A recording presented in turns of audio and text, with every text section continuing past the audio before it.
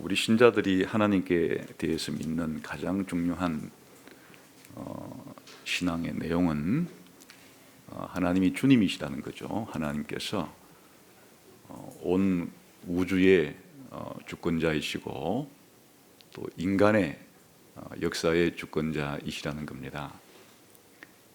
주권자라는 것은 그의 백성을 주권을 가지고 통치하고 다스린다는 겁니다. 그럼 하나님께서 이 세상의 인간들을 어떻게 다스릴까요? 특별히 우리들은 사람들의 집단을 하나님을 믿는 하나님의 백성들과 현재로서는 하나님 믿지 않고 있는 하나님 백성이 아닌 사람들, 다시 말하면 신자들과 불신자들을 통치할 때 지금 이 순간도 통치하고 계시는데 어떻게 통치를 하고 계시는 걸까? 여러분은 지금 하나님의 나라의 백성으로서 하나님께 어떻게 통치를 받고 있습니까? 통치를 받고 있다는 것을 자각하고 있습니까? 또 지금 그 교회 바깥에 있는 불신자들에 대해서는 불신자들이 신자들과 함께 모여서 살아간 단체들, 가정이라든지 또 직장이라든지 국가를 하나님이 어떻게 지금 통치하시는 겁니까? 또 하나님 믿는 백성인 교회를 어떻게 통치하시는 겁니까? 그래서 오늘은 하나님께서 이 세상을 어떻게 통치하시는가, 그 통치의 수단, 통치의 방법이 무엇인가를 오늘 2절에 나와 있는 한 구절을 통해서 힌트를 얻어서 살펴보려고 합니다. 우리 한번 2절을 그 앞부분에 한번 읽어보겠습니다. 시작. 주께서 유다 왕 요야김과 하나님의 전그릇 얼마를 그의 손에 넘기심에 의됐습니다. 이제 이게 하나님께서 통치하시는 지금 방식을 보여주고 있는데요. 하나님의 통치는 하나님의 일이죠. 하나님의 행동이고 하나님의 역사, 하나님의 그 사역인데 지금 하나님께서 이 1장 2절 9절에 어떻게 행동을 하고 계시는가 하면 바벨론 느부갓네살 왕에게 이스라엘의 왕과 그의 백성들을 넘겨주신 거예요. 일종의 심판이죠. 이스라엘 백성에 대한, 이스라엘 국가에 대한 심판을 행하신 겁니다. 이게 이제 하나님의 통치라는 겁니다. 하나님의 통치는 심판으로도 나타나고 구원으로도 나타나고, 그 하나님이 사람을 구원하신다, 사람을 심판하신다, 이게 하나님의 통치예요. 통치인데 지금 하나님께서 주전 605년경에 이스라엘 국가를 이 바벨론 국가에게 넘기신 일종의 이 심판이라고 하는 하나님의 통치를 어떤 방식으로 이렇게 하시는가? 사실 말은 왜 이렇게 하셨는가 하는 것이고, 왜 이렇게 하셨는가 하는 것이 하나님께서 이런 방식으로 통치를 하나님은 하시는 것 분이신데, 그게 이제 뭘 통해서 이렇게 했는가 하면 이게 언약을 통해서 하신 겁니다. 여기에서 모세 언약, 하나님과 이스라엘 백성 사이에 체결한 언약이 있는데 그 언약을 우리들은 이름을 모세를 중간에 중개인으로 삼고 하나님과 이스라엘 국가 사이에 맺은 언약이기 때문에 이름은 그냥 우리가 모세 언약이라고 부르는 겁니다. 다시 말하면 하나님께서는 지금 이 주전 500년에 이스라엘 국가를 바벨론 국가에게 넘겨주신 이 통치를 모세 언약에 따라서 하신 것이에요. 그냥 하신 것이 아니에요. 그냥 하나님께서 구원을 하시거나 심판을 하시는데 그냥 하나님이 변덕스럽게 그때 하나님이 기분 내키는 대로 그렇게 사람들을 다스리지 않아요. 하나님은 자신이 만든 법에 따라서 통치를 하시는 거예요. 그 하나님께서 사람들을 통치하시기 위해서 만든 법을 이제 우리들은 언약이라 이렇게 부르는 겁니다. 요즘 언약이라는 말은 사실 잘 쓰지 않고 우리 일상생활 속에서는 계약이라는 말을 쓰죠. 이 성경에서 말하는 언약도 그냥 계약이라고 번역을 해도 상관이 없습니다. 그런데 이제 차이가 있다면 우리가 오늘날 계약을 맺고 살아갈 때는 사람과 사람 사이에 계약을 맺죠. 그래서 이제 우리가 한번 계약을 맺고 나면 계약을 맺은 양 당사자 사이에는 계약에 따라 행동하는 겁니다. 그 계약대로 행동하지 않으면 불법이에요. 그러면 처벌을 받게 되죠. 그러니까 계약을 맺지 않을 때는 각자 자유롭게 상대방에게 행동할 수 있는 자유가 있지만 누군가와 계약을 맺고 나면 그 다음부터의 행동은 그 계약에 따라서 계약에 맺어진 내용대로 그렇게 상호간에 행동할 수밖에 없죠.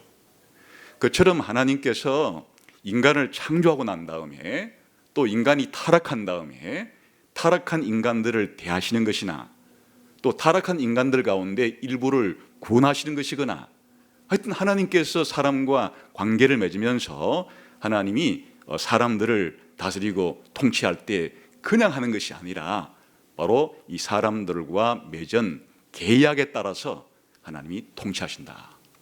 그래서 하나님께서 세상을 통치하시는 역사를 다스려 가시는 하나님의 법칙은 바로 성경적인 우리가 용어로서는 언약에 따라서 언약을 가지고 통치하신다 그렇게 말해도 되는 것이고 우리가 쓰는 말에 요즘식으로 그렇게 이해하기 좋은 말로 바꾸면 하나님은 사람들과 맺으신 자신의 계약에 따라서 하나님께서는 통치하신다.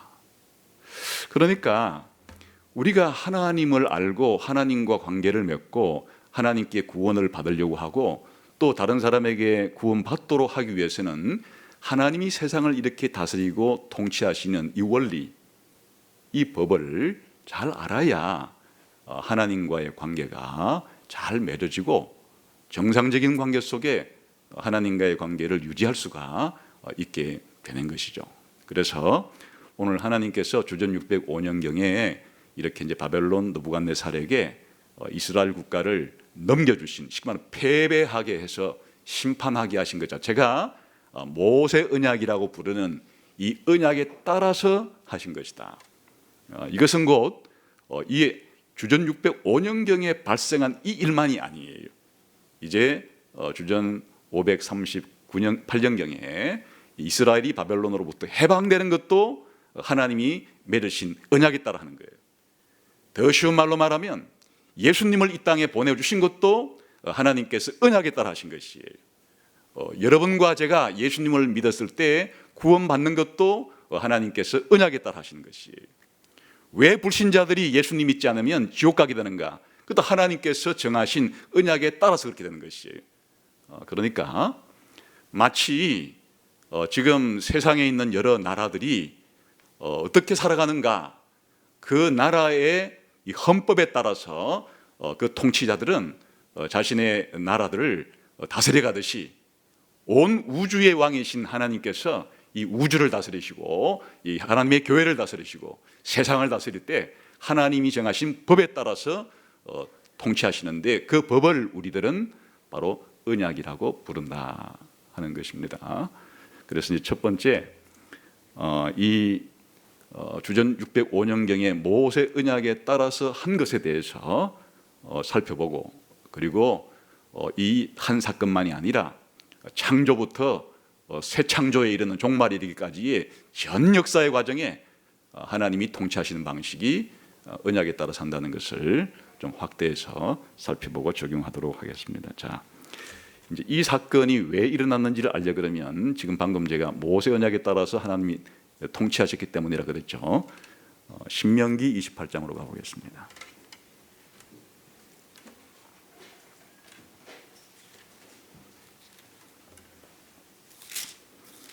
신명기 28장은 하나님께서 이스라엘과 맺으신 그 언약의 내용, 모세 언약의 이제 끝부분에 해당이 됩니다. 여기에 나오는 내용은 만일 이스라엘 백성들이 이스라엘 국가가 하나님과 맺은 이 계약을 깼을 때 계약을 깼을 때 하나님께서 어떻게 행동을 하실 것인가 하는 것이 이제 설명이 되어 있습니다. 28장 1절 28장 좀 같이 읽어볼 텐데요. 1절부터 14절까지는 이스라엘 이 국가가 백성들이 하나님과 맺은 이 계약을 잘 지켰을 때는 한마디로 말하면 복을 준다는 겁니다. 엄청난 복을 주시겠다 그렇게 한 거고, 지금 이제 주전 605년경에 일어난 이 일은 하나님의 법을 잘 지킨 게 아니고 하나님의 법을 어겼기 때문에 발생한 것이기 때문에 지금 이제 15절부터 마지막 절까지의 기록된 이 계약 조건에 따라서 하나님께서 다스리시고 행동을 하시는 겁니다. 그래서 15절부터 읽어볼 텐데요. 이 가운데 이제 중요한 부분은 중간에 들어 있지만 한번 쭉 읽어보면서 하나님이 어떻게 세상을 다스리시고 통치하시는가, 하나님의 백성들을 통치하시고 다스리시는가 하는 것을 우리가 이제 알 수가 있습니다. 먼저 5절부터 19절까지 한번 읽어보죠. 시작.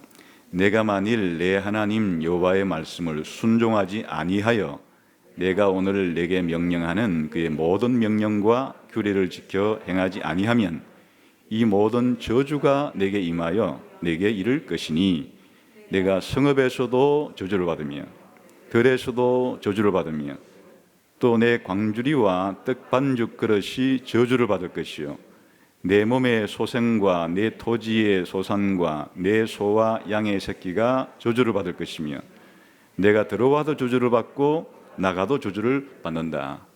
이게 하나님이 통치하시는 방식이에요. 지금 하나님과의 관계를 맺기 위해서 계약을 체결했는데 계약을 어긴 사람에 대해서 하나님의 계약, 하나님과의 이 계약을 어긴 이스라엘 국가에 대해서 하나님께서 이렇게 심판하시겠다, 이렇게 통치하시겠다라고 지금 하신 것 가운데 첫 번째가 계속 저주하겠다는 말을 많이 하시죠. 이거는 그 앞에 우리가 안 읽어서 그런데 하나님과의 계약을 잘 지키고 순종한 이스라엘 백성에게 복을 주겠다 하는 것을 다 뒤집어 놓은 거예요. 그러니까 기본적으로 성읍에서도 복을 주겠다. 하나님과의 계약을 잘 지킨 사람에게는 성읍에서도 복을 주겠다 그랬는데 계약을 어긴 사람에게서는 성읍에서도 저주를 내리겠다. 이렇게 이제 뒤집는 것이에요. 그 행동에 따라서 하나님도 대응을 하시는 것이에요. 그 이하에 마찬가지예요. 들에서도 저주를 받는다. 하나님의 말씀을 순종하고 계약 지킨 사람들에게 하나님께서 들에서도 복을 준다 이랬는데 반대로 계약을 깨면 하나님께서 들에서도 저주하겠다. 여기 나오는 모든 내용들이 다 이제 그런 겁니다. 내 광주리와 떡반죽 그릇이 저주를 받을 것이다. 하나님과의 계약을 지킨 사람에게는 이 모든 것에 복을 준다 그랬는데 반대로 계약을 어겼기 때문에 저주를 내리겠다 해서 여기 나오는 내용들은 바로 이 축복, 복과 저주라는 것은 이스라엘과 하나님과의 맺은 계약에 따르면 그냥 어떤 사람에게 하나님이 기분 나는 대로 복을 주고 또 하나님께서 내키는 대로 아무에게나 그냥 저주를 내리고 이게 아니라 그거예요. 엄격하게 하나님은 하나님과 이스라엘 국가 사이에 맺은 이 계약에 따라서 하나님은 행동을 하시고 사역을 하시고 역사를 하시고 심판을 하시든지 구원을 하시든지 이렇게 하시는 분이시다. 그 하나님에 대해서 오해를 하면 안 되는데 우리가 다른 사람과 대할 때 내 그냥 기분 나는 대로 다른 사람을 대하는 방식처럼 하나님도 그렇게 하겠거니 그건 하나님을 모르기 때문에 하는 이야기예요. 생각이에요. 성경은 하나님은 지금 현재 이스라엘 국가, 이스라엘 백성과의 관계에서 그렇게 행동하지 않으신다. 이 계약에 따라서 행동을 하신다. 바로 복과 저주라는 것 자체는 이 계약을 어떻게 했느냐에 따라서 하나님께서 복을 주기도 하시고 저주를 내리기도 하시고 심판하시기도 하시고 구원하시기도 하시고 이렇게 하신다. 지금 그런 얘기죠 지금. 그 다음에 조금 더 이제 이런 심판 저주의 내용들이 이제 분야별로 좀 더 자세하게 설명이 되어 있습니다. 다 계약 조건이 나오는 내용들입니다. 20절에서 24절까지 한번 읽어봅시다. 시작.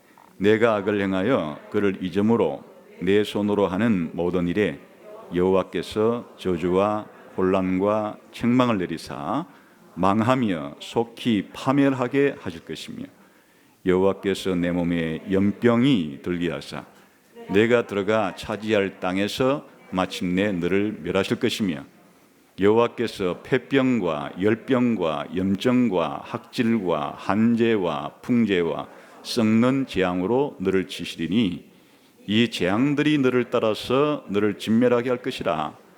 내 머리 위에 하늘은 못이 되고 내 아래의 땅은 철이 될 것이며 여호와께서 비 대신 뒷걸과 모래를 내 땅에 내리시리니 그것들이 하늘에서 내 위에 내려 마침내 너를 멸하리라. 그러니까 여기에는 이제 각종 질병들, 그리고 특별히 이제 농경사회니까 농사가 흉년이 들면 다 굶어 죽죠. 그러니까 이제 이와 같이 가뭄을 통해서 이 소산물이 없게끔 그렇게 하시는 것 자체가 이제 이스라엘 국가에 대해서 그 이스라엘 국가가 하나님의 법을 깨버렸을 때, 불순종했을 때 하나님이 그렇게 하시겠다 하는 내용을 담고 있습니다. 현재 지금 제가 말씀드리는 것은 시내산에서 여호와 하나님과 이스라엘 국가 사이에 맺은 내용을 지금 가리키는 겁니다.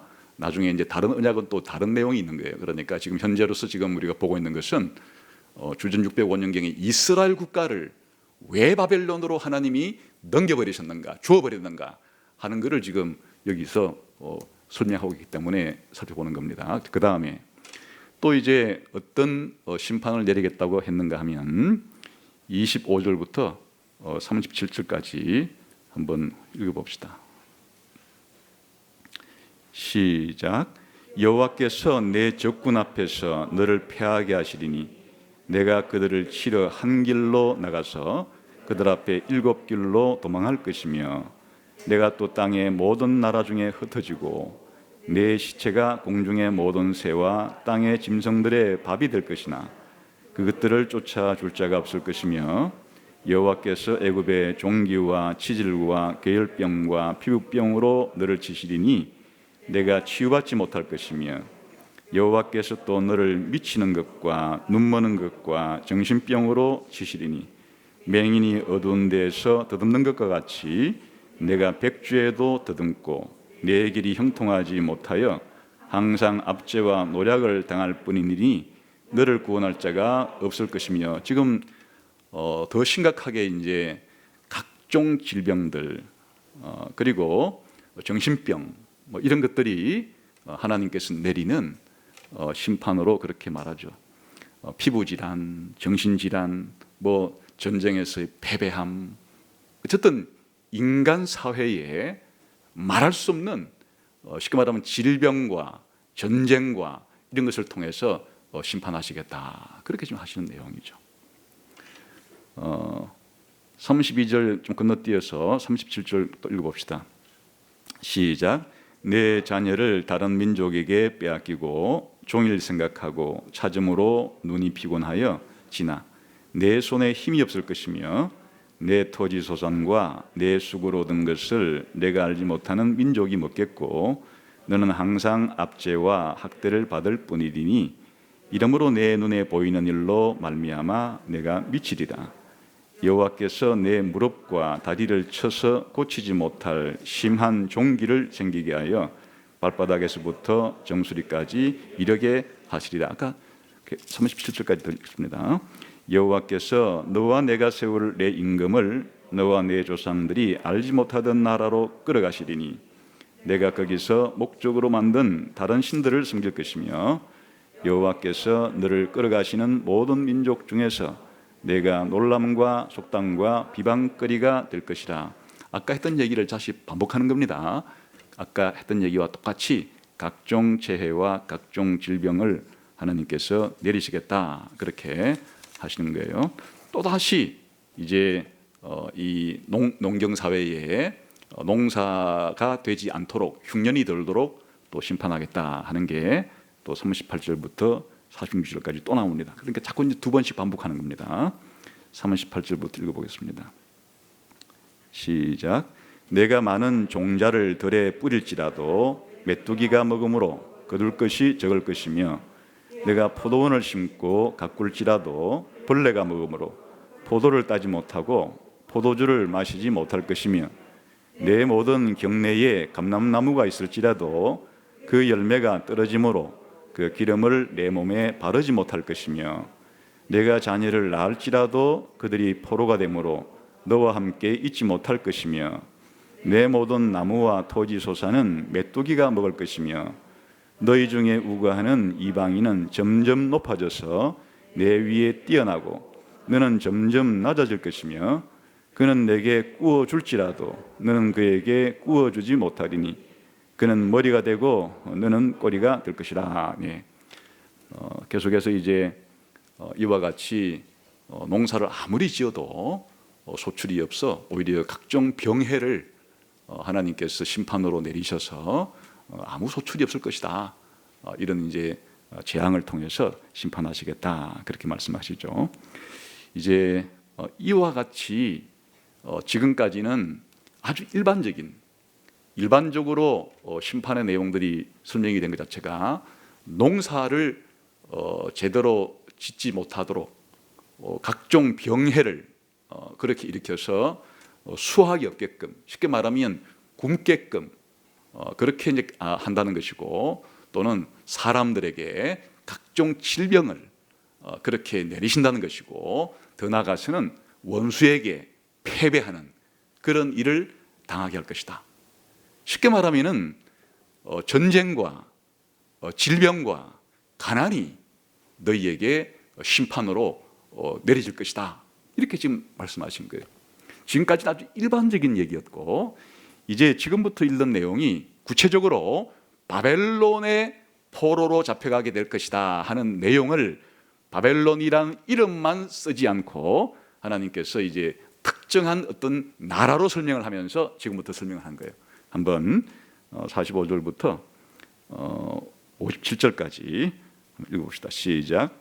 내가 내 하나님 여호와의 말씀을 청종하지 아니하고 내게 명령하신 그의 명령과 규례를 지키지 아니하므로 이 모든 저주가 내게 와서 너를 따르고 내게 이르러 마침내 너를 멸하리니 이 모든 저주가 너와 네 자손에게 영원히 있어서 표징과 훈계가 되리라. 지금까지 내용을 종합하면서 앞에 거를 이제 예고하는 겁니다. 자, 지금부터 시작. 내가 모든 것이 풍족하여도 기쁨과 즐거운 마음으로 내 하나님 여호와를 섬기지 아니함으로 말미암아 내가 줄이고 목마르고 헐벗고 모든 것이 부족한 중에서 여호와께서 보내사 너를 치게 하실 적군을 섬기게 될 것이니 그가 철멍에를 내 목에 메워 마침내 너를 멸할 것이라. 곧 여호와께서 멀리 땅끝에서 한 민족을 독수리가 날아오는 것 같이 너를 치러 오게 하시리니 이는 내가 그 언어를 알지 못하는 민족이. 그러니까 이제 구체화된 겁니다. 그냥 일반적인 전쟁에 피할 거라 그런 차원이 아니에요. 특정한 한 국가. 그 당시는 대개 뭐 한 국가가 한 민족으로 구성될 수도 있겠고, 이제 더 많이 제국이 되면은 여러 민족을 포함하겠지만 특정한 한 국가가 너희를 쳐들어올 것이다. 다시 말하면 내가 너희를 특정한 국가에게 넘겨버리겠다. 그런 뜻이에요. 그 나라의 특징이 어떤 것인지를 이제 조금 상세하게 설명합니다. 50절 시작. 그 용모가 흉악한 민족이라 노인을 보살피지 아니하며 유아를 불쌍히 여기지 아니하며 내 가축의 새끼와 내 토지의 소산을 먹어 마침내 너를 멸망시키며 또 곡식이나 포도주나 기름이나 소의 새끼나 양의 새끼를 너를 위하여 남기지 아니하고 마침내 너를 멸절시키리라. 그들이 전국에서 내 모든 성읍을 에워싸고 내가 의뢰하는 높고 견고한 성벽을 다 헐며 내 하나님 여호와께서 내게 주시는 땅의 모든 성읍에서 너를 에워싸리니 내가 적군에게 에워싸이고 맹렬한 공격을 받아 곤란을 당함으로 내 하나님 여호와께서 내게 주신 자녀 곧 내 몸의 소생의 살을 먹을 것이라. 너희 중에 온유하고 연약한 남자까지도 그의 형제와 그의 품의 아내와 그의 남은 자녀를 미운 눈으로 보며 자기가 먹는 그 자녀의 살을 그중 누구에게든지 주지 아니하리니 이는 내 적군이 내 모든 성읍을 에워싸고 맹렬히 너를 쳐서 곤란하게 하므로 아무것도 그에게 남음이 없는 까닭일 것이며 또 너희 중에 온유하고 연약한 부녀 곧 온유하고 연약하여 자기 발바닥으로 땅을 밟아보지도 아니하던 자라도 자기 품의 남편과 자기 자녀를 미운 눈으로 바라보며 자기 다리 사이에서 나온 태와 자기가 낳은 어린 자식을 남몰래 먹으리니 이는 내 적군이 내 생명을 에워싸고 맹렬히 쳐서 곤란하게 하므로 아무것도 얻지 못함이니라. 이게 지금 언제 때 이를 하나님께서 이제 예고하시는가 하면 주전 605년경, 주전 597년경, 특히 마지막 제3차 바벨론 포로인 주전 587년경에 이스라엘이 완전히 망할 때 이런 일이 그대로 일어나는 거예요. 나중에 이스라엘 역사 가운데 바벨론이 쳐들어와서 1년 6개월 동안 성을 에워쌀 때 그 안에 성에서 자식들을 잡아먹는 일까지도 벌어지는 이 참담한 일이 벌어질 것을 하나님께서 이렇게 예고하신 겁니다. 이게 시간적으로는 모세를 통해서 이 가나안 땅에 들어가기 직전 모압 땅에서 지금 하신 말씀이니까 이건 주전 약 1406년경쯤이에요.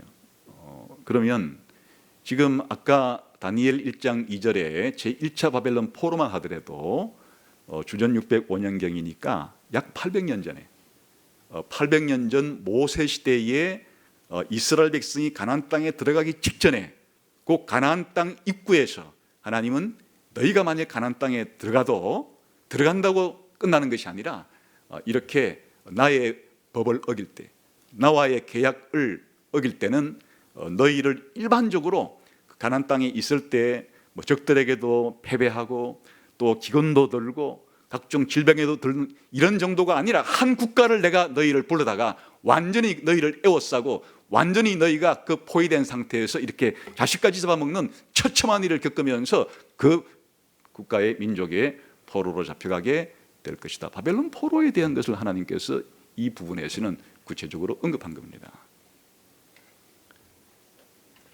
하나님이 그 세상을 통치하신다, 역사를 통치하신다. 일반 이렇게만 생각하면 하나님이 통치한다는 게 어떤 식으로 나타나는 거야? 하나님이 어떤 식으로 통치해서 결과가 나타나는 것이야? 아무 생각도 하지 않고 그냥 하나님은 우리의 주님이시고 예수님은 우리의 왕이시니까 왕 되신 예수님께 우리를 다스려 달라고, 통치해 달라고, 그리고 세상을 다스려 달라고 이렇게 말하시지만 하나님께서 세상을 통치할 때 지금 이 사례는 이스라엘 국가와 맺은 이 계약에 따라서 계약을 어기는 것이 얼마나 처참한 결과를 가져올 건지에 대해서 물론 그 앞부분에는 그 반대도 설명되어 있는 것이에요. 하나님의 법을 순종했을 때는 얼마나 많은 복을 쏟아부어질지를 얘기했지만은 이 부분에 있어서는 반대의 경우도 하나님께서 말씀하셨다. 그래 이 바벨론 포로로 끌려간 게 1차 포로, 2차 포로, 3차 포로 끌려간 게 그냥 우연히 일어난 사건이 아니라 그 말이죠. 하나님께서 자신이 맺은 언약에 따라서 그 언약을 집행하심으로써 이 법을 집행하심으로써 하나님께서 이 세상을 통치하시는 그 한 과정으로서 일어난 사건인데 여기는 바벨론이라는 이름은 지금 없으나 이후에 문맥상 바벨론이라는 것이 분명하게 이제 드러납니다. 이 이후에는 하나님이 이름까지도 바벨론 국가라고 언급을 하시기 시작을 해요. 한번 이제 시간이 좀 흘러서 이사야가 살던 시대 주전 8세기에 벌어진 일을 한번 보도록 합시다. 이사야 39장을 한번 보겠습니다. 여기에는 이제 바벨론 포로로 잡혀간다는 구체적인 나라가 등장을 합니다. 이사야 39장을 우리가 보겠습니다.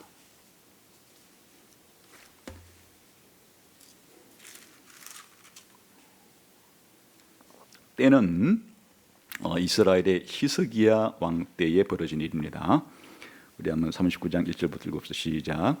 그때에 발라단의 아들 바벨론 왕 이제 나라 이름이 나오죠. 바벨론 왕 모로닥 발라단이 히스기야가 병들었다가 나았담을 듣고 히스기야에게 글과 예물을 보낸지라. 히스기야가 사자들로 말미암아 기뻐하여 그들에게 보물 창고 곧 은금과 향료와 보배로운 기름과 모든 무기고에 있는 것을 다 보여주었으니 히스기야가 궁중의 소유와 전 국내의 소유를 보이지 아니한 것이 없는지라. 이에 선지자 이사야가 히스기야 왕에게 나와 묻되 그 사람들이 무슨 말을 하였으며 어디서 왕에게 왔나이까 하니 히스기야가 이르되 그들이 원방 곧 바벨론에서 내게 왔나이다 하니라. 이사야가 이르되 그들이 왕의 궁전에서 무엇을 보았나이까 하니 히스기야가 대답하되 그들이 내 궁전에 있는 것을 다 보았나이다. 내 창고에 있는 것으로 보이지 아니한 보물이 하나도 없나이다 하니라. 이사야가 히스기야에게 이르되 왕은 만군의 여호와의 말씀을 들어서, 여기 이제 나오는 겁니다. 시작.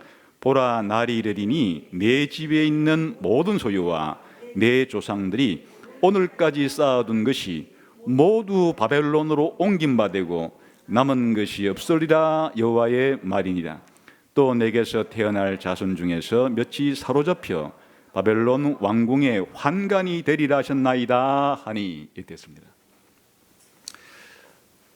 이때는 이제 히스기야 왕 때는 아수르라고 하는 제국이 중동 지방의 최고의 강대국이었습니다.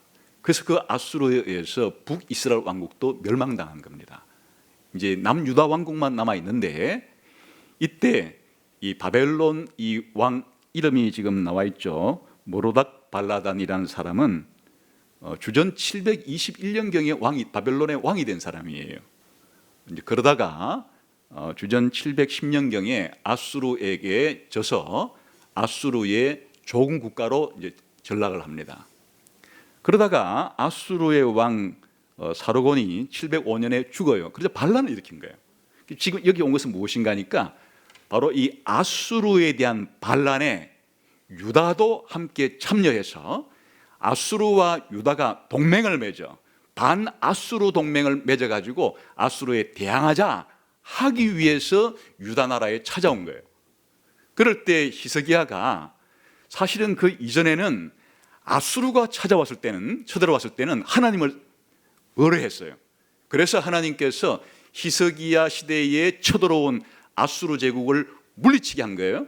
다시 말하면 하나님의 주권을 믿고 하나님을 믿었을 때 하나님은 히스기야로 하여금 유다 나라로 하여금 아수르 제국을 물리치게 했는데 이번의 경우에는 이 히스기야가 하나님을 의지하지를 않고 자신의 나라의 왕이신 하나님을 의존하는 대신에 바벨론이라고 하는 나라의 힘을 빌어가지고 이 아수르로부터 자신들도 어느 정도 독립적인 생활을 유지하기 위해서 반아수르 동맹을 맺어서 아수르를 쳐부수려고 하는 이 바벨론 왕국에 대한 신뢰, 바벨론 왕에 대한 신뢰를 어떻게 표현했는가 하니까 그냥 유다 나라에 있는 온갖 무기들을 다 보여주고 군자감에 해당되는 보물들을 다 보여주고 우리도 당신과 힘을 합하게 되면 아수르 제국을 무찌르는데 우리가 힘을 합하기만 하면 가능하다고 하는 이와 같이 하나님을 신뢰하지 않고 바벨론 왕을 의지하는 것이 이제 문제가 된 거예요. 그래서 하나님께서 이사야를 통해서 뭐라고 말하냐? 네가 지금 바벨론을 의지하고 바벨론의 힘을 빌어서 아수르의 영향권에서부터 벗어나려고 이렇게 하느냐? 날이 이를 텐데 바벨론 너희를 쳐들어와서 성전에 이런 기구들과 다 가져갈 것이고 사람들도 잡아갈 것이고 이렇게 바벨론 포로가 될 날이 오게 될 것이다. 이때는 주전 704년 경점이에요. 이제 이 모르닥 발라단이 703년에 죽어요. 그러니까 그 직전에 일어난 이 사건인데 그러면 아까 다니엘 1장 2절의 사건만 제1차 포로만 보더라도 주전 605년부터 약 100년 전에 100년 전에는 하나님이 아예 그냥 바벨론이라는 나라를 구체적으로 명시하면서 바벨론에게 포로를 끌려가리라. 다시 말하면 히스기야가 뭘 지금 어기는가 하니까 모세 언약에 따르는 하나님께 순종하는 일을 어겼기 때문에 하나님께서 이제 아까는 그냥 아주 그 나라 이름은 밝히지 않고 그냥 먼 훗날에 일어날 한 국가에 의해서 이스라엘이 점령당할 것에 대해서만 말했지만 이제 한 700년이 지난 이사야 시대에는, 히스기야 시대에는 이렇게 바벨론을 통한 침공과 바벨론을 통한 심판에 대해서 이렇게 언급을 하셨다. 그냥 일어난 사건이 아니다 하는 얘기예요. 하나님은 일정한 원칙을 가지고 지금 이스라엘 국가를 대하시는 모습을 볼 수가 있는 겁니다. 조금 더 이제 시간이 지나서 또 이제 주전 605년경이 가까웠을 때 그 직전에 어떤 일이 벌어지는지 한번 봅시다. 하박국이에요. 하박국 선지자를 봅시다.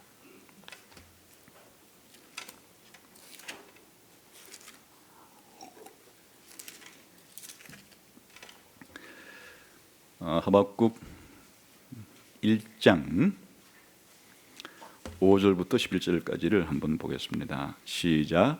여호와께서 이르시되 너희는 여러 나라를 보고 또 보고 놀라고 또 놀랄지어다. 너희의 생전에 내가 한 가지 일을 행할 것이라. 누가 너희에게 말할지라도 너희가 믿지 아니하리라. 보라, 내가 사납고 성급한 백성 곧 땅이 넓은 곳으로 다니며 자기의 소유가 아닐 거처들을 점령하는 갈대아 사람을 이렇게, 이 갈대아는 바벨론의 다른 이름이에요. 갈대아라 부를 수도 있고 바벨론이라 부를 수도 있는 거예요. 7절 시작. 그들은 두렵고 무서우며 당당함과 위엄이 자기들에게서 나오며 그들의 군마는 표범보다 빠르고 저녁 이리보다 사나우며 그들의 마병은 먼 곳에서부터 빨리 달려오는 마병이라. 마지막을 결례하는 독수리의 나름과 같으니라.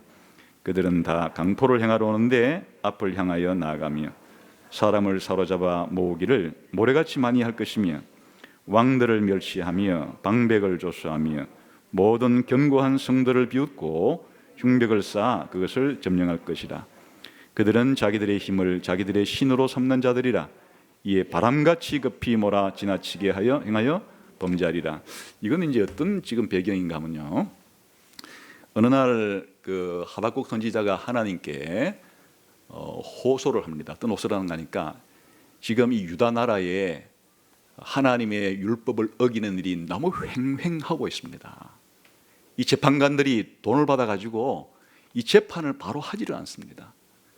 온갖 불법과 불의가 이 땅에 가득 찹니다. 하나님, 이거 그냥 보고만 계실 겁니까? 이렇게 지금 하박국이 하나님께 대해서 뭔가 하나님이 행동하시기를, 하나님께서 역사에 개입하시기를, 하나님께서 이 잘못된 하나님의 법을 어기는 이 일에 대해서 하나님께서 행동에 옮겨주시기를 그렇게 했을 때 하나님이 내가 한다, 내가 약속한 대로 할 거다. 어떻게 할 것인가 하니까 바로 여기서 갈대아 사람을 일으켜서 너희를 정복하게 할 것이다. 이거는 이제 주전 605년 직전에 일어난 일이에요.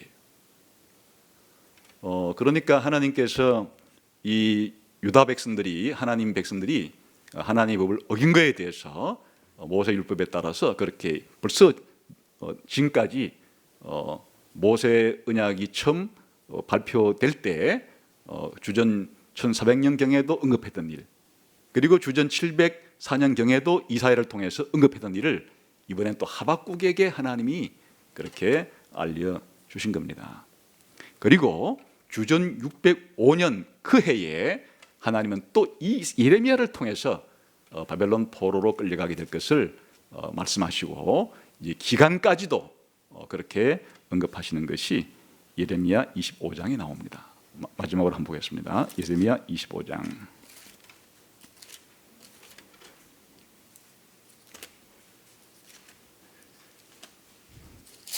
예레미야 25장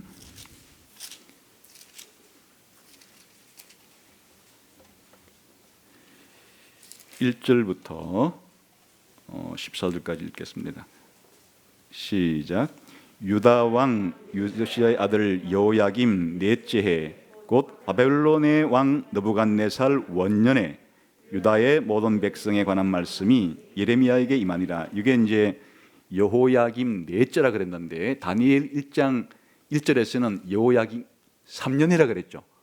지난번에 설명을 드렸는데 지금 이 예레미야서는 이 여호야김 왕이 통치한 해도 1년으로 계산하는 연대법을 사용한 것이고, 다니엘서에서는 여호야김이 즉위한 해는 즉위년이라고 빼고 그 다음 해부터 1년, 2년, 3년 했기 때문에 같은 해가 된 거예요. 이 다니엘서 1장 1절에 여호야김 3년은 예레미야서 25장의 여호야김 4년과 같은 해, 그러니까 주전 605년경 그 해에 느부갓네살이 왕이 됐던 해, 그 해에 일어난 일을 하나님께서 말씀하시는 거예요. 같은 해에 지금 다니엘서 1장 1, 2절과 같은 해에 하나님이 예레미야에게 뭐라고 말씀하시는지가 여기 이제 나오는 겁니다. 자, 봅시다. 2절부터 시작. 선지자 예레미야가 유다의 모든 백성과 예루살렘의 모든 주민에게 말하 이르되, 유다의 왕 아몬의 아들 요시야 왕 13째 해부터 오늘까지 23년 동안 여호와의 말씀이 내게 임하기로 내가 너희에게 꾸준히 알렸으나 너희가 순종하지 아니하니라. 이거는 이제 뭘 불순종했다는 겁니까? 모세 언약에 대해서 부지런히 계약을 깨버리고 불순종했다, 그런 뜻입니다. 그 다음에 4절 시작. 그러므로 여호와께서 그의 모든 종 선지자를 너희에게 끊임없이 보내셨으나 너희가 순종하지 아니하였으며 귀를 기울여 듣지도 아니하였도다. 그가 이르시기를 너희는 각자의 악한 길과 악행을 버리고 돌아오라. 그리하면 나 여호와가 너희와 너희 조상들에게 영원부터 영원까지 준 그 땅에서 살리라. 너희는 다른 신을 따라다니며 숨기거나 경배하지 말며 너희 손으로 만든 것으로서 나의 노여움을 일으키지 말라. 그리하면 내가 너희를 해하지 아니하리라 하였으나 너희가 내 말을 순종하지 아니하고 너희 손으로 만든 것으로서 나의 노여움을 일으켜 스스로 해하였느니라. 여호와의 말씀이니라. 그러므로 만군의 여호와께서 이와 같이 말씀하시니라. 너희가 내 말을 듣지 아니하였느니라. 보라, 내가 북쪽 모든 종족 중 내 종 바벨론의 왕 느부갓네살을 불러다가 이 땅과 그 주민과 사방 모든 나라를 쳐서 진멸하여 그들을 놀램과 비웃음거리가 되게 하여 땅으로 영원한 폐허가 되게 할 것이라. 여호와의 말씀이니라. 내가 그들 중에서 기뻐하는 소리와 즐거워하는 소리와 신랑의 소리와 신부의 소리와 맷돌 소리와 등불빛이 끊어지게 하리니 이 모든 땅이 폐허가 되어 놀랄 일이 될 것이며 이 민족들은 70년 동안 바벨론의 왕을 섬게 되었습니다. 주전 605년경 다니엘 1장 1절과 2절에 기록된 사건이 벌어지기 직전에 하나님께서는 예레미야에게 뭐라고 지금 또다시 예고를 해 주었습니까? 이스라엘 백성이 하나님의 법, 이 모세 언약을 깨었으므로, 불순종했으므로 이젠 나라와 왕까지도 명시를 해줘서 바벨론 왕 느부갓네살에게 침공을 당할 것이다. 그리고 포로로 끌려가서 아주 귀환할 때까지의 포로 기간조차도 70년이 될 것이다 라고 구체적으로 하나님께서 언급을 한 겁니다. 그에 따라서 다니엘 1장 1절과 2절에 있는 사건이 벌어진 거예요. 여호와께서 느부갓네살에게 바로 여호야김 왕과 그의 나라와 그 성전의 모든 기구들을 다 넘겨줬다는 것이 이와 같은 하나님께서 통치하시는 방식에 의해서 일어난 사건이다, 그런 뜻입니다. 여러분, 우리가 성경을 배우는 것은 하나님께서 세상을 통치할 때 어떻게 통치하시는지를 우리가 알아서 그에 맞추어서 하나님께 바르게 반응하기 위한 것이에요. 그랬을 때 우리가 오늘 이제 한 가지 확인한 것은 주전 605년에 일어난 사건이 우연히 벌어진 사건이 아니다는 거예요. 하나님께서 이 세상을 통치하는 가운데, 이스라엘 나라를 통치하는 가운데 언약을 어긴, 계약을 깬 이스라엘 백성에게 하나님은 계약에 따라서 하나님의 통치를 시행했고, 그 결과로 바벨론 포로로 잡혀가는 일이 발생한 것이었다 하는 것을 이제 확인하게 됐습니다. 자, 그러면 이 한 가지 역사적인 사건만 그랬나는 것이 그게 아니에요. 창세기 1장 1절부터 요한계시록 마지막 22장에 이렇게까지 하나님은 이 역사 가운데 수많은 일을 행하셨어요. 그 성경은 하나님이 행하신 일을 기록한 책이에요. 그런데 하나님은 이 성경에 기록된 수많은 일들을 행하실 때 그냥 행하시는 것이 아니고 대개의 경우에 크게 대별하자면 어떤 사람들에 대해서는 심판하시고 어떤 사람들에게는 구원하시는 이 일을 통해서 사람들을 다스리시고 통치하시는데, 바로 성경이 우리에게 말해주는 것은 언약에 따라서, 자신이 만든 이 법인 언약에 따라서 하나님은 그렇게 통치하시고 행동하신다는 것을 성경은 보여주고 있는 거예요.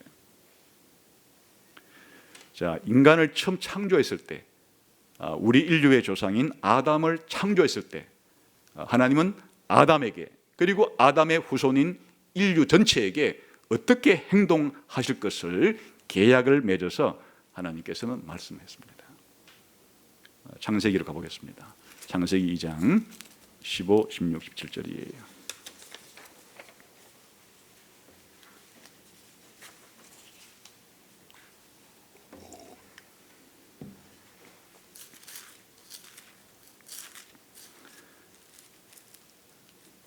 읽어보겠습니다. 시작.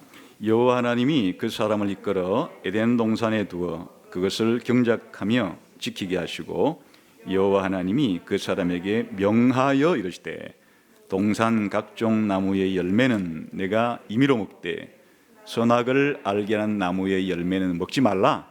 내가 먹는 날에는 반드시 죽으리라 하시니라. 이게 하나님이 첫째 인류의 첫 번째 조상, 그리고 모든 인류를 대표하는 이 사람 아담을 하나님이 창조한 다음에 에덴 동산으로 데려와서 하나님이 아담에게 지금 명령하시는 장면이죠. 이게 지금 계약이에요. 하나님과 아담 사이, 단순한 한 개인 아담이 아니라 아담이 대표하는, 아담 뒤에 태어날 인류라는 이 종족 전체와 맺으시는 계약이에요. 그게 뭔가 하면 내가 명령하는 대로 지켜야 되는데, 내가 명령하는 것을 어기게 되면 내가 그 벌로서 너희를 죽음으로써 벌하겠다라고 하는 게 이게 계약이에요. 우리 인간은 하나님께 그 창조됨을 받았을 때 무슨 행동이든지 자신이 원하는 대로 그냥 무한한 자유를 가지고 행할 수 있는 그런 존재가 아니에요. 만일 인간 자체가 누군가의 창조도 되지 않고 그냥 땅에서 쏟았다면, 하늘에서 떨어져서 생겼다면, 그럼 인간에게 이래라 말래라 할 존재가 없는 것이에요. 그럼 인간은 그냥 자기가 어쩌다 보니까 이 지구촌에 툭 튀어나왔는데, 그럼 자기가 어떻게 살아야 될지, 무슨 행동을 해야 될지, 무엇이 옳은지 그른지는 자기가 정하면 되는 것이에요. 그런데 성경은 우리에게 하나님께서 인간을 창조했고 하나님이 왕이시고 우리 인간은 하나님의 창조물이기 때문에 하나님 백성이 뿐 아니라 하나님이 정하신 법, 이 법을 지키고 순종해야 될 의무를 가지는 것이에요. 그런데 하나님의 법을 어길 때는 그럼 하나님께서 어떻게 하겠다고 지금 말씀하신 거예요? 죽이겠다는 거예요. 17절에 그렇게 말씀을 하셨죠.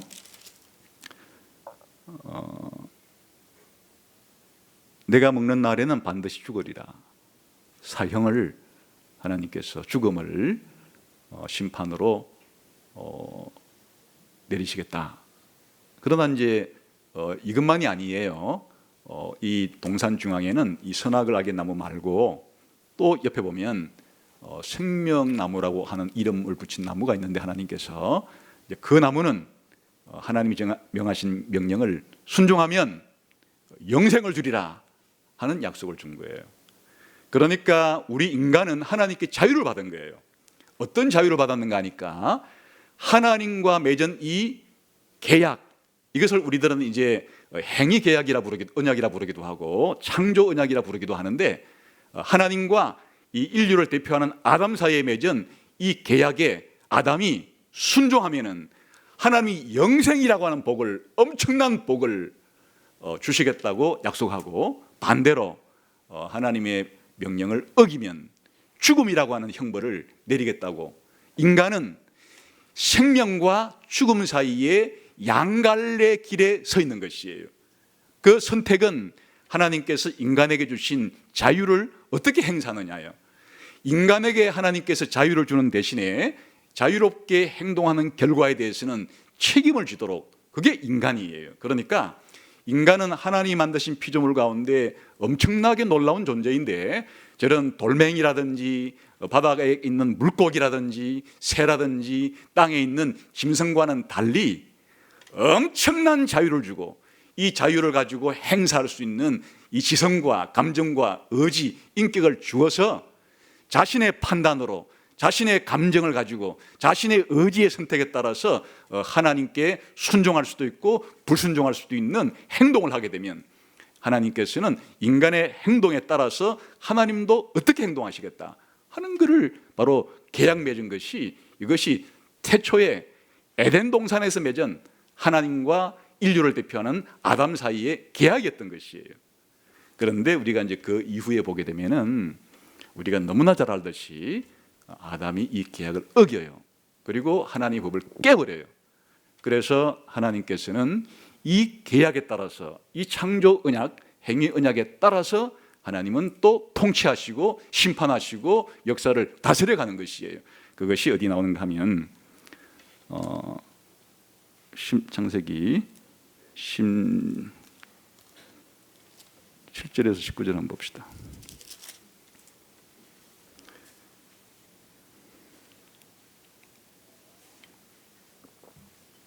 시작. 아담에게 이르시되, 창세기 3장 17절부터 19절입니다. 이제 3장 1절부터는 아담이 이 하나님과의 언약을 깨버렸어요. 불순종함으로. 그래서 이제 하나님께서는 아까 2장 17절에서 약속한 것처럼 하나님도 행동하시는 것이 이제 여기 나오는 거예요. 3장 17절부터 읽읍시다. 시작. 아담에게 이르시되, 내가 내 아내의 말을 듣고 내가 네게 먹지 말라 한 나무의 열매를 먹었은즉 땅은 너로 말미암아 저주를 받고 너는 내 평생에 수고하여야 그 소산을 먹으리라. 땅이 내게 가시덤불과 은근키를 낼 것이라. 내가 먹을 것은 밭의 채소인즉 내가 흙으로 돌아갈 때까지 얼굴에 땀을 흘려야 먹을 것을 먹으리니 내가 그것에서 취함을 입었습니다. 너는 흙이니 흙으로 돌아갈 것이니라 하시니라. 여러분, 아담이 그 모든 피조물의 대표였기 때문에 대표자인 아담이 죄를 지음으로 이 땅까지도 피조물이 저주를 받았다. 근데 아담에게는 하나님이 아까 계약 맺은 대로 반드시 죽으리라 그랬는데, 너는 흙이니 흙으로 돌아가라는 얘기가 넌 죽는다는 얘기예요.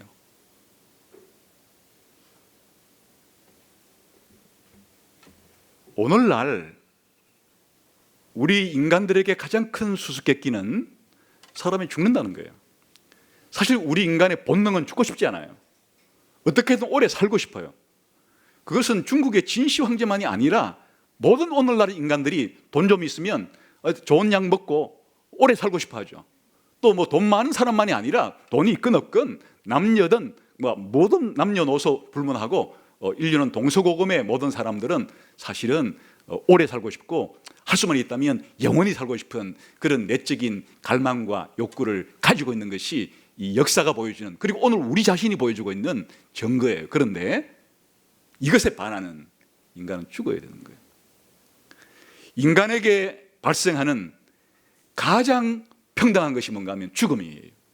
이거야말로 이것보다 평등한 것이 없어요.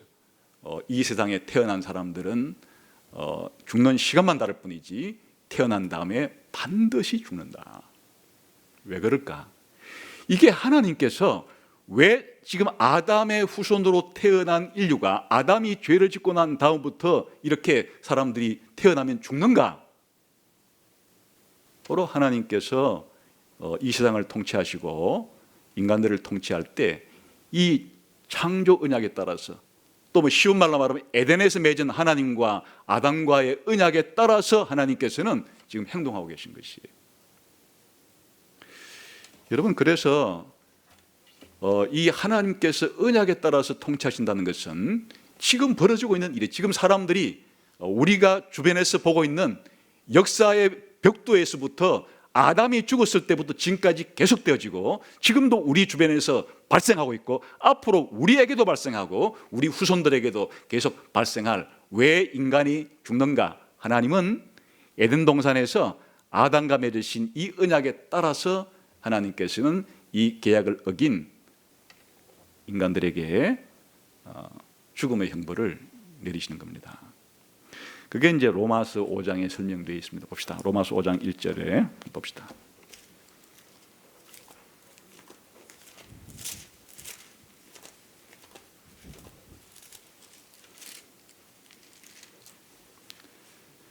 아, 1절이 아니고 12절. 로마서 5장 12절 한번 읽어보겠습니다. 시작. 그러므로 한 사람으로 말미암아 죄가 세상에 들어오고 죄로 말미암아 사망이 들어왔나니 이와 같이 모든 사람이 죄를 지었으므로 사망이 모든 사람에게 이르렀느니라. 이거 잘 보세요. 하나님께서 인간을 만들 때 때가 되면 죽어라, 이렇게 인간을 만들지 않았어요. 그냥 너희가 오래오래 살면은 먹을 것이 이 땅에 부족할 거 아니냐, 그러니까 적당한 시간에 내가 너희를 그냥 헐고로 돌아가게끔 만들어 놨으니까 불평하지 말고 때가 되면은 헐고로 들어가라, 이렇게 만들지 않았어요. 하나님의 명령에 순종했으면 영생을 주시겠다고 하나님께서는 약속을 했고, 왜 죽느냐? 하나님과의 언약관계, 계약관계를 깼기 때문에, 불순종했기 때문에 하나님께서 형벌로서 바로 하나님과 맺은 이 계약을 어긴 것에 대한, 깬 것에 대한, 불순종한 것에 대한 이 처벌로, 형벌로서 우리 인간에게 죽음이 들어왔다고 말하는 거예요. 그래서 근데 아담이 지은 죄가 왜 우리들에게 영향을 미치는가? 아담이 인류의 대표였기 때문에 처음에는 죄가 세상에 없었다는 거예요. 그런데 아담이 죄를 지음으로 세상에 죄가 들어왔어요. 그 다음에 죽음은 죄에 대한 형벌이에요. 죽음이 따라 들어왔어요. 그리고 아담 뒤에 태어나는 모든 사람은 아담이 대표자예요. 그래서 아담의 후손으로 태어나면 전부 다 모든 사람이 죄를 짓게 되고 죽게 되었다, 이렇게 설명하는 거예요. 그래서 로마서 6장 23절은 죄값은 사망이다, 죄의 형벌이 사망이다, 이렇게 말하는 겁니다. 그래서 마지막 장면을 한번 보겠습니다. 요한계시록 이 20장에 한번 가보겠어요. 요한계시록 20장.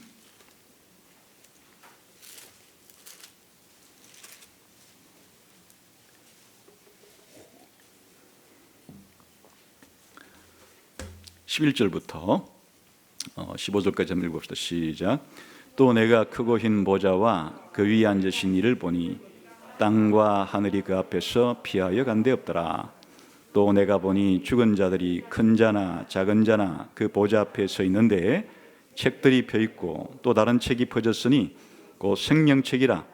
죽은 자들이 자기의 행위를 따라 책들에 기록된 대로 심판을 받으니 바다가 그 가운데에서 죽은 자들을 내주고 또 사망과 음부도 그 가운데에서 죽은 자들을 내주매 각 사람이 자기의 행위대로 심판을 받고 사망과 음부도 불못에 던져지니 이것은 둘째 사망 곧 불못이라. 누구든지 생명책에 기록되지 못한 자는 불못에 던져지리라. 이거는 이제 시간을 먼 과거로부터 먼 미래로 예수님이 심판자로 하나님께서 예수님을 통해서 세상을 심판하는 최후의 심판 때 벌어질 장면을 미리 이제 보여준 겁니다. 최후의 인류 역사의 끝에 최후의 심판 때 벌어질 일을 보여주고 있는데, 여기 보면 그동안 이 죽었던 사람들도 다 살아나게 된다. 그래서 하나님의 심판대 앞에 서게 되는데 그때 두 종류의 책이 펼쳐진다. 하나는 생명책이라고 부르는 책이 펼쳐지고 다른 한 책은 각 사람의 행위를 기록해 놓은 행위록이라 이름할 수 있는 책이 펼쳐지는데, 생명책에 이름이 기록된 사람은 생명책에 따라 생명을 얻어서 천국에 들어가요. 여기서 이제 그다음 이제 21장부터 설명이 되는 거고, 여기에서는 그 생명책에 이름이 기록되지 아니한 사람들이 심판을 받는데 각자 자기가 행한 대로 하나님이 심판하신다. 이게 무엇을 집행하시는 장면인가 하면 바로 창세기 2장 15절에서 17절까지 아담과 언약을 맺을 때 아담이 인류를 대표해서 맺었던 그 행위 언약에 따라서 하나님이 심판하시는 거예요. 왜 사람들이 영원히 지옥에 들어가게 되는가? 하나님은 언약대로, 계약대로 행동하신 거예요. 하나님은 아담과 맺은 그 행위 언약에 따라서 이 구원받지 못한 사람들에게 그 아담과 맺었던 그 에덴 동산에 맺었던 인류의 벽두에 최초에 맺었던 그 계약에 따라서 하나님은 통치하신다, 심판하신다. 성경이 일관된 증언이에요. 시간이 없어서 사실은 이제 이 이후에 하나님께서 그럼 구원은 어떻게 하시는가 하는 이야기가 창세기 3장 15절에 나오고 이제 그것이 성경 전체까지 흘러서 오늘 우리까지 이르게 되었는데 그것은 다음 시간에 해서 이 하나님이 역사를 통치하시는 방법이 언약에 따라서 하시는데 바로 오늘은 이스라엘 국가와 맺었던 계약에 따라서 바벨론 심판이 일어난 것이고 더 성경 전체를 거슬러 올라가게 되면 왜 모든 사람들이 태어나서 죽게 되고 최후의 심판 때 자기 행위대로 심판을 받아서 영원한 지옥에 떨어지게 되는가? 바로 하나님이 에덴 동산에서 아담과 맺었던 인류를 대표하는 아담, 그러니까 인류와 맺은 그 언약에 따라서 하나님은 다스리시는 것이다. 그 사람들은 자신들이 왜 죽어야 되는지에 대해서 몰라도 하나님은 자신의 방식대로 자신의 언약대로 통치해 가시는 것이. 사람들이 나는 그 모르는데요, 나는 모르는 거를 알든 모르든 상관이 없다. 하나님이 만드신 이 세상에 하나님이 만드신 인간들이 하나님께 저지른 죄에 대해서 하나님은 이 우주의 왕으로서 역사의 왕으로서 자신의 통치권을 자신의 언약에 따라서 그렇게 행동하신다고 성경은 말해주고 있습니다. 사람들이 이 우주에서 작동하는 법칙을 알아내기 위해서 사실은 고대로부터 지금까지 종교와 철학과 과학자들은 끊임없이 우주의 원리, 우주에서 작동하는 이 법칙을 찾아내려고 했지만 성경은 그 법칙이 바로 하나님의 언약이라고 말해주는 겁니다. 하나님께서 이 우주를 통치하시고 인간을 다스리시고 심판하시고 구원하시는 그 우주의 원리가 하나님이 만드신 법, 하나님의 언약에 따라서 하나님은 행동하시는데 바로 오늘은 이와 같이 이 행위 언약이라고 부르는 최초의 언약에 의해서 오늘 인류가 죽는 것이고 최후에도 심판을 받는 것이다. 그래서 이제 다음 시간에는 하나님께서 구원받는 사람들은 어떤 언약의 법칙에 따라서 구원을 하시면서 천국으로 데려가시고 그렇게 하시는가 하는 것들을 살펴보도록 하겠습니다. 다시 말하면 이제 오늘부터 우리들은 하나님을 대할 때 그러면 어떻게 살아야 되는가? 첫 번째 원칙, 하나님이 정해놓은 법을 잘 알아야 되는 겁니다. 하나님이 정해놓은 법은 하나님이 인류와 맺은 언약을 잘 알아야 되는 겁니다. 그래야 우리가 죽음을 피하고 영생을 얻을 수 있는, 지옥을 피하고 천국에 갈 수 있는 우리의 생사가 달린, 영원히 달린 것은 바로 하나님이 정하신 언약을, 하나님이 정하신 법을 아는 데서부터 출발을 하게 됩니다.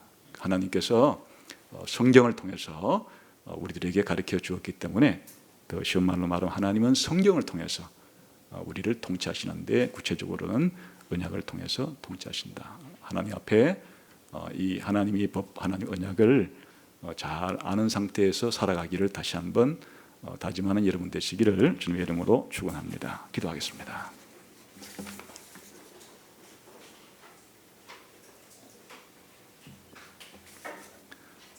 창조주 하나님, 우리의 주권자 되시는 하나님, 하나님께서 세상을 다스리시는 방법, 또 구원과 심판을 행하시는 하나님의 통치 방식에 대해서 저희들에게 가르쳐 주시고 계시해 주신 것을 감사합니다.